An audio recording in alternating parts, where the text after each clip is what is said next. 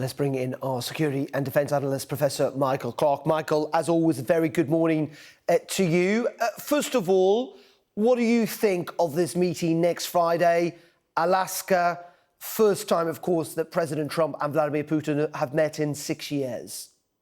Yeah, I mean, in a way, Darren, it takes us back to where we were in February or March of this year, which is a bilateral summit between Trump and Putin, which is exactly what Zelensky and the Europeans wanted to avoid.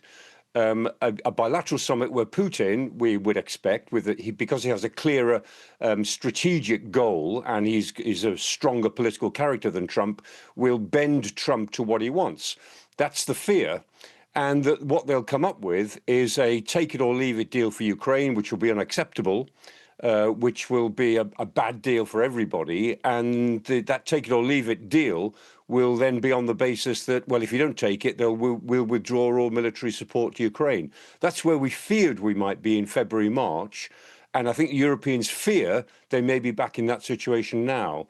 The alternative to that is that it isn't quite that bad, and that Putin, as it were, wheedles his way towards more time, so that the meeting on Friday just agrees to another series of discussions and another series of technical arrangements. I mean, Yuri Ushakov, who's a presidential advisor in the Kremlin, again, he said this morning, it's a very challenging process. You know, we're not going to go to Friday with some sort of agreement ready to sign. They'll go to Friday with a whole series of loose ends, and they'll probably agree to leave them as loose ends while they talk about them even further into September, October. And what do you make of this suggestion from President Trump of swapping of territories? What does that mean? I mean, because obviously Ukraine doesn't occupy really any part of Russia to any significant degree, despite that incursion, of course. What does swapping of territories mean? I assume, Michael, we're talking here about some of the land that Russia already occupies inside Ukraine. Yeah, I mean, what it might mean, I absolutely agree. I mean, there's no territory to swap in the sense that Ukraine doesn't occupy any Russian territory. It did occupy part of Kursk, a small enclave, as a bargaining chip, but it's lost, I think, all of that now.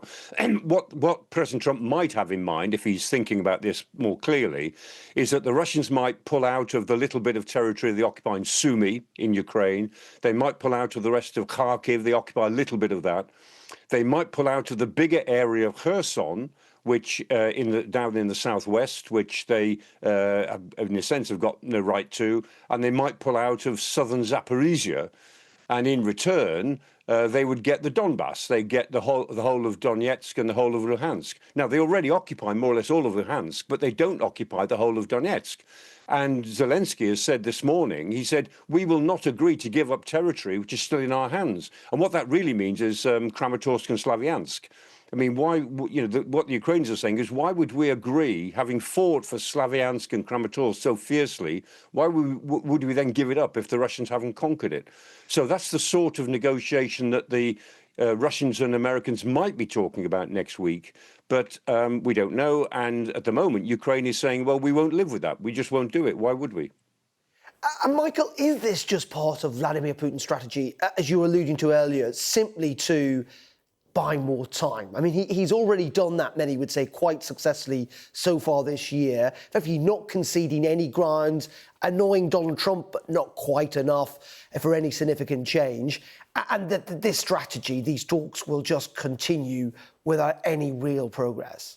Yeah, I mean, I think that's got to be the expectation, because here again, I mean, Putin has given up nothing so far, absolutely nothing.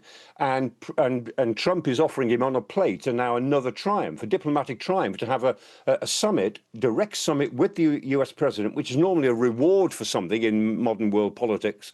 But he's getting rewarded for doing nothing so far. And it's on American territory in Alaska. Which again carries its own symbolic messages, since Alaska was Russian territory that they sold to America in 1867. So the fact that it's a summit on American territory is a triumph for Putin before he's lifted a finger.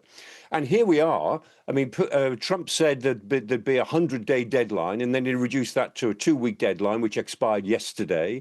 And the deadline has passed, and nothing has happened. So these sanctions he threatened on Russia by yesterday are not happening. He has imposed higher tariffs on India as secondary sanctions, but not on China, not on Turkey, who are the other two countries that he could have done imposed tariffs on if he meant what he said a couple of weeks ago, but clearly he's forgotten about that. And so here we are, another deadline has passed, and now we're talking about Friday, and probably the outcome of Friday will be yet another meeting after that. And so Putin doesn't want to stop the war. He doesn't want to cease fire. He will find ways of stringing Trump along in order to carry on fighting. That's what we all expect. Now, that may not turn out to be true. We'll see what happens. As Trump always says, we'll see what happens. But, you know, you have to say that American diplomacy in this respect is completely inept. It's totally amateur. And the Americans are up against a very well-honed, very well-seasoned Russian diplomatic machine that knows and can see the weaknesses in its opponents. And against this inept American sort of straight-off-the-top diplomacy without any preparation, any real thought, any real consultation, they believe, I think, that they're in the dominant position going into the meeting next week. Well, yeah, Mike, it's extraordinary that the Special Representative Wickoff is essentially trying to deal with the Middle East and Ukraine at the same time. It is quite something. Michael, as always, we appreciate your time here on Sky News. Thank you very much indeed.